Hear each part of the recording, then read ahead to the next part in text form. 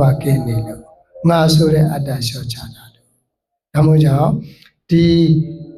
အလူအကျိုးပေးတဲ့နေရာမှာပေါ့ပစ္စည်းဝတ္ထုရဲ့တန်ရှင်းစင်ကြယ်ခြင်းကလည်းပါတယ်လို့စိတ်ဓာတ်စင်ကြယ်ခြင်းကပို့ပြီးတော့အရေးကြီးတယ်သူကညောင်စည်းလောက်လှူပြီးညောင်ပင်ကြီးလောက်ရတယ်ဆိုတာကလှူဒါနာတိုင်းမရဘူး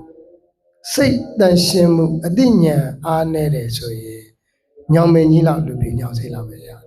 ဒါမှမဟုတ်ကြောင့်ဒီနေရာမှာတခါကြီးတို့တက္ကမကြီးတို့ရဲ့စိတ်ကြည်လင်တန်ရှင်းနေဖို့ရအတွက်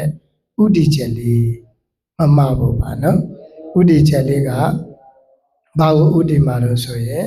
သာသနာကိုဥတည်ပါ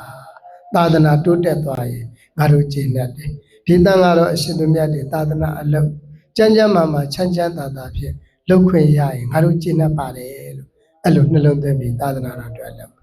ပေမဲ့သာသနာတော်အတွက်အလုပ်လုပ်လို့တပည့်တော်မရတော့ဘူးလားမေးစရာရှိတယ်အမှန်ကတော့လူကျင်လို့ရတာလောဘကြောင့်ချမ်းသာသွားတဲ့ပုဂ္ဂိုလ်တယောက်မှမရှိဘူးလို့ရတာလူကျင်လို့ရတာမဟုတ်